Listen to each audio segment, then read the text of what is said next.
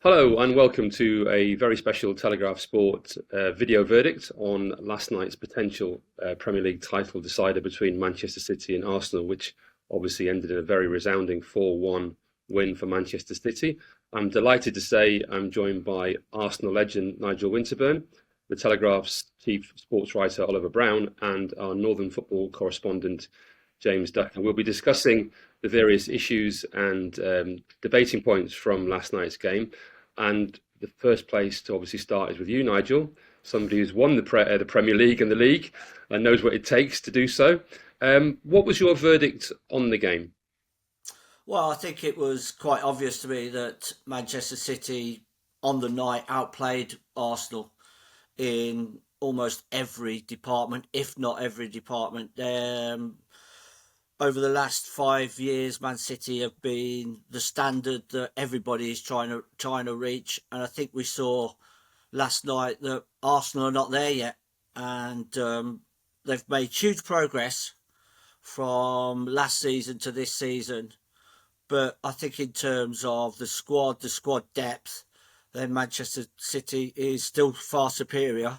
But so there's a lot of lessons to be learned. I think be interested to see how Mikel Arteta reviews that with the team, because I've just felt in the last couple of weeks, particularly from Southampton and then last night's game, we looked so unstable defensively. And it was far too easy for Manchester City and Southampton actually to penetrate between the midfield and the defence. And I have to say, last night the defence looked so unorganised. It actually shocked me, and so it just shows how good on the night that Manchester City were. They were just too strong for Arsenal. Yeah, yeah. Ollie, in your piece, you've talked about the fact that, I think, following on from what Nigel said there, that Arsenal really aren't quite champions in waiting yet. I mean, can you expand a little bit on what your verdict was on it? I was quite surprised by how one-sided it was. Arsenal had clearly billed this as the clash they just had to win to keep this alive. But from the build-up to that first goal in the 7th minute, I think it was, they just looked to be totally outclassed.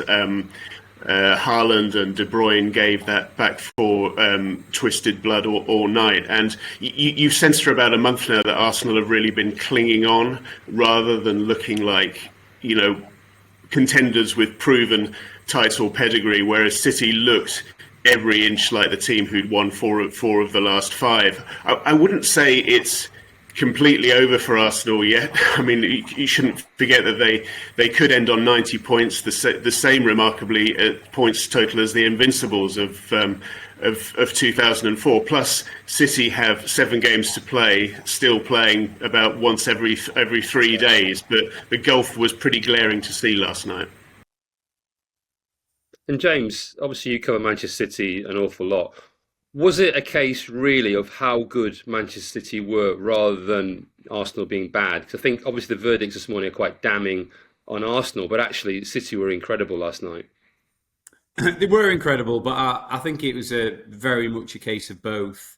You cannot allow players like that the amount of time that they got on the ball. They were so slow to close down. I mean, I think Arteta discussed it afterwards that they were second in every department. Duels, the aggression. Even the way that they conceded throw-ins in corners, in the way they gave the ball away cheaply in certain areas. They allowed City to play, and I think they're the sort of team that if you give them an inch, they'll take a yard. And I mean, I didn't see this level coming so soon. They've been obviously outstanding for several years, but they've been a bit up and down really this season. It had been not quite boom and bust, but there'd been real highs and then actually, sort of lows where you're watching them and thinking that they're wrestling still with this sort of system change. But they're now back in that imperious vein where they go on these long sort of mazy winning streaks. I think they won 14 in a row to beat Liverpool to the title by a point in 2018-19. If they actually win all their remaining 7 games now, they will win 14 in a row again. And if I was a betting man, I would put my money on them doing that. Whereas Arsenal, I can see them dropping points to the Newcastles, of this world. I think that was a really, really deflating experience. And as Nigel said, they've come on so far, Arsenal, this season, but watching them last night was like watching the team that finished 5th in the Premier League last season and 24 points behind City, the champions. I mean, that is what the gulf felt like last night. It felt like going back to last season and seeing that sort of, Arsenal in a development phase, not the Arsenal who had put themselves into sort of great contention this season. Yeah, with that in mind, Nigel, I think some of the verdicts on Arsenal, if they don't win the league this year, are going to be quite harsh, considering they obviously were in the league. But that in itself seems quite brutal. I mean, they are way ahead of schedule. I mean, what's your kind of feeling around the team, and how do you assess their progress? As I just said to you earlier, Arsenal have made huge progress. There's no doubt about that. It's quite clear in my mind still. Mikel Arteta had a huge job when he came to the football club. I said that he needed to get rid of a lot of players who were on too much money. They were comfortable. There didn't seem enough drive around the football club. That's changed completely. That takes a long time to keep progressing. Mikel Arteta's done a great job, but the strength in depth, if you look at it to Manchester City, if you're trying to say we want to be challenging Manchester City in the future, simply isn't there. It just shows you with Saliba coming out of the team, the points total, the shots conceded, the goals conceded has significantly risen. They've got no option right back to switch Ben White into centre half to change it up a little bit if they wanted to.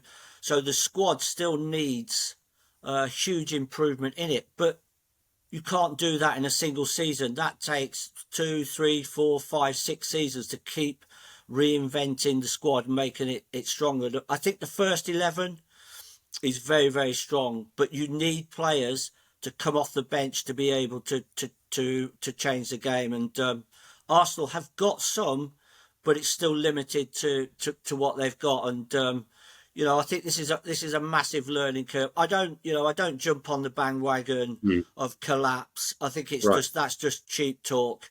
We're the only team, if you look at it, that's been able to get anywhere near Manchester City this season. So if we've got a problem, then it shows the rest have got a massive problem. We were in a great position, and unfortunately, Manchester City's form has improved significantly. Our form has dropped off, and now the only thing you would ask of the team is make sure it's a fight to the end, because if City do drop points, most people are expecting them not to.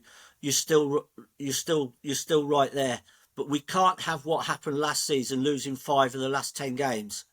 Right. Then you could maybe ask questions. But at the moment, for me, it just shows that actually, squad-wise in depth, we're still not there to compete against the very, very best.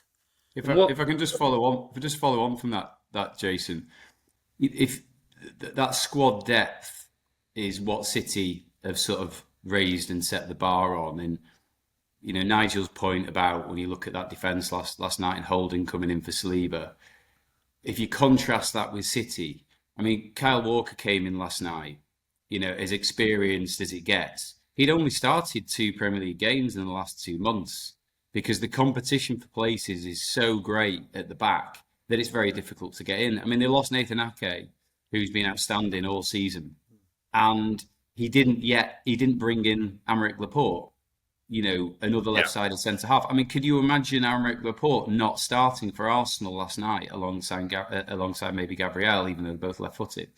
I mean, the volume of options open to them is huge, and equally, obviously, he's created a system whereby the pieces slot in beautifully now, and I think for all the teams, not just Arsenal, but the United's, obviously Chelsea some way behind.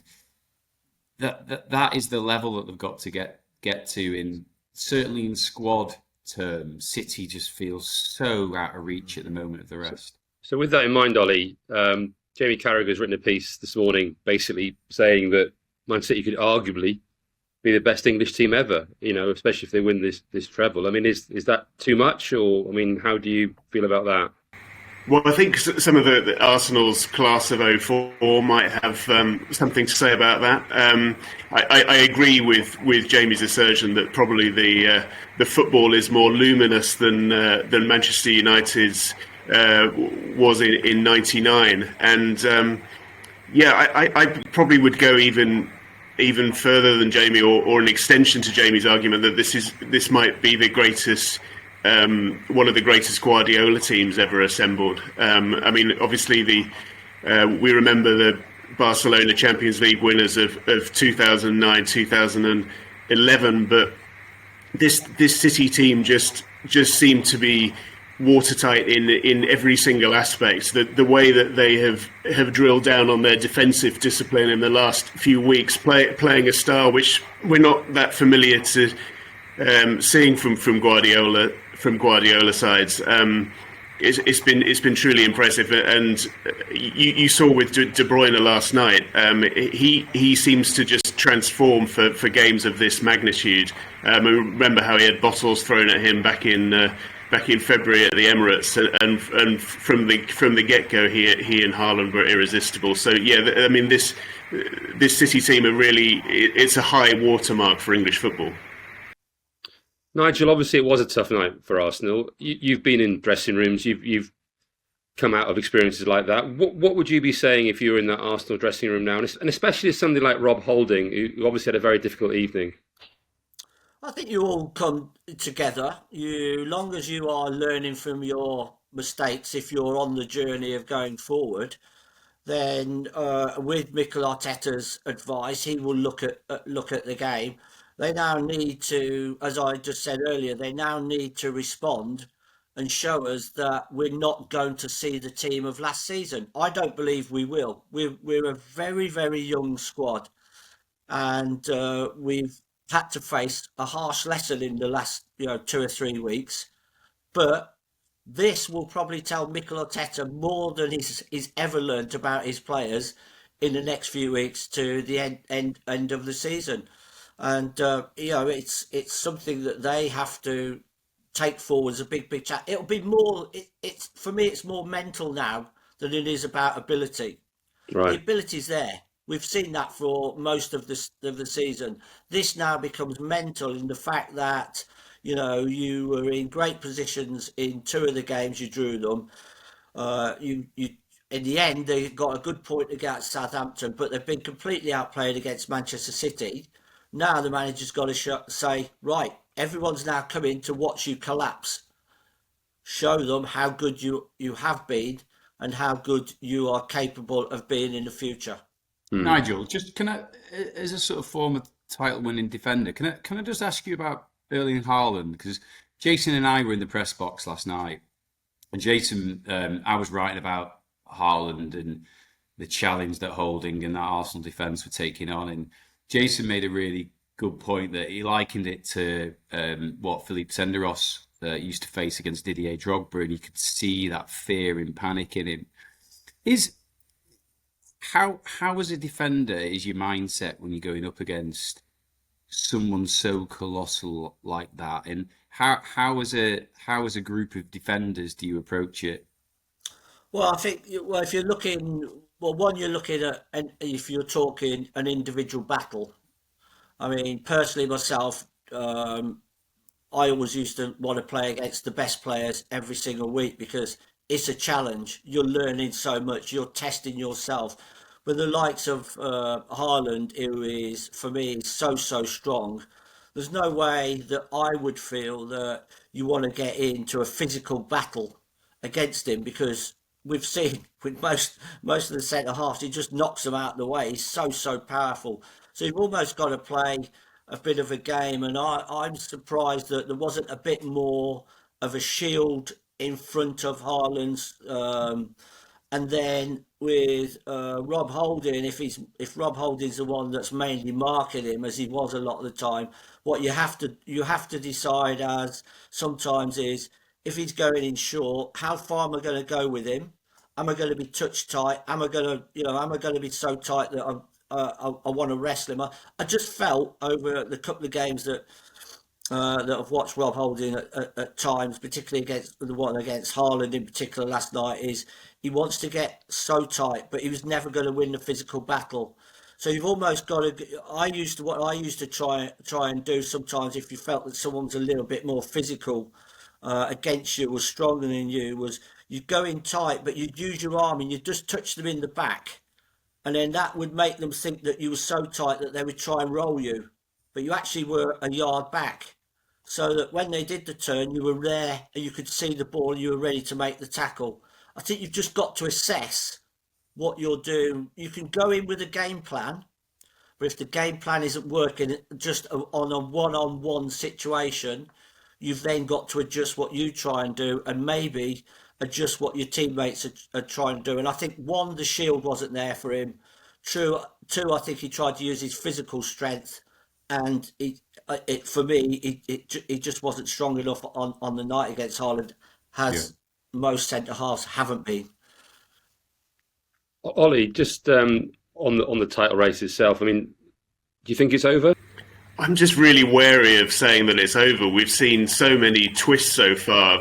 Shock results like Manchester City had a golden opportunity to make a statement when Arsenal had a wobble back in February and ended up only drawing, I think, at Nottingham Forest. They are capable of the odd flat performance, and I think, given that they've got this rush of 7 games coupled with that titanic Champions League semi-final against Real Madrid, I mean, potentially they still have, I think it's 11 games left. Arsenal have a bit of time to regroup, I think, before that next game against Chelsea, and they really should, I think, focus on that as a miniature season again.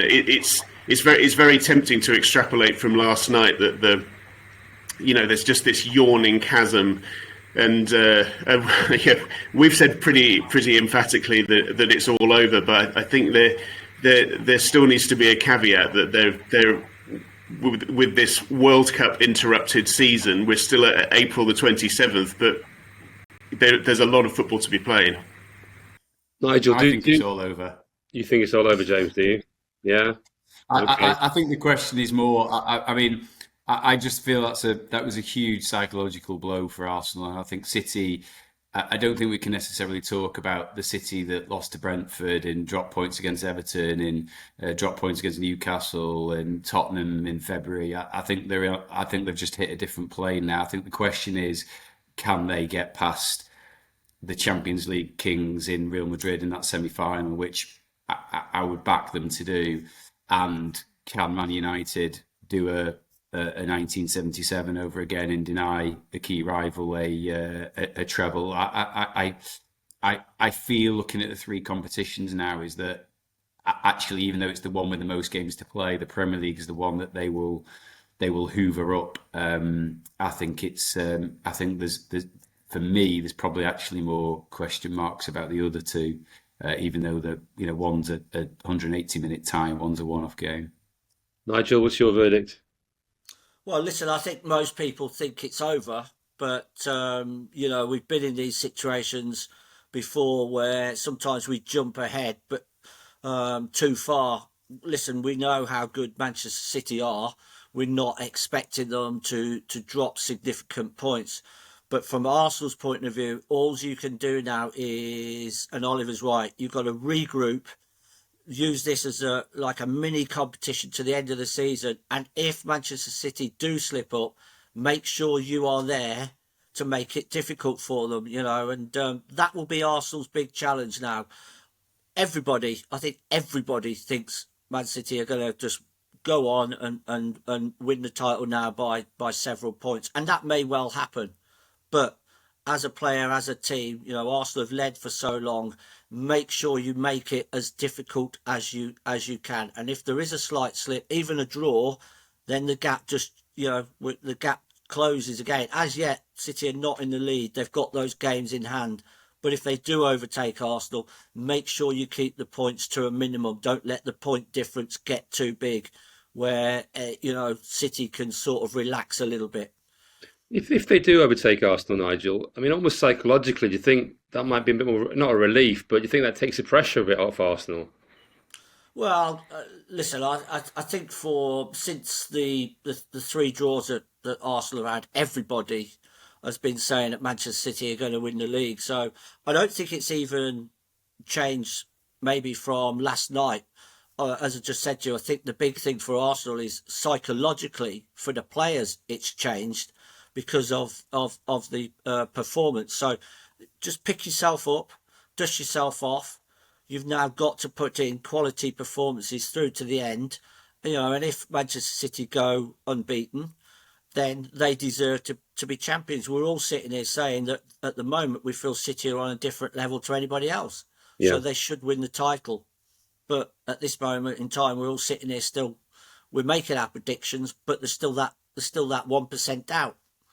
Just That's observing right. Arteta last night, Jason, both, during the game and after, though, I never really got the feeling their manager truly believed last night was achievable. I think he's been absolutely outstanding this season, and he was certainly talking a good game going into it, but he was very he's been a very animated character on the touchline. He's actually received criticism at times for being too animated and aggressive at times on the sides. But I watched him and he was very passive and almost inhibited in that sort of sense of fear that you saw in the players. I sort of looked at him and I thought, do you really think you can beat your old boss? Because he's not done that yet. And Guardiola, conversely, on the touchline, when De Bruyne scored the first after 7 minutes, the whole of the stadium erupts in celebration. Guardiola, about 2 minutes before then, was furious at something Ederson had done. Literally gets hold of his goalkeeper and he's poking him, jabbing him in the chest, eyeballing him. He's in his face, literally giving him hell. While everyone else in the stadium, bar that small enclave of Arsenal fans, are going berserk. And there's that relentlessness in that City team, that absolute intensity and that desire to be better and keep winning. You just see it in the manager every single minute on the sides. I mean, how can you not be hungry and want to be better and want to win when you've got him in your corner? And I was just, it felt, listen, I know the game's going on the pitch. I just felt there was a contrast there. I just felt that there was a lack of belief, on Arteta's side as well as the players. And I thought it really transmitted through.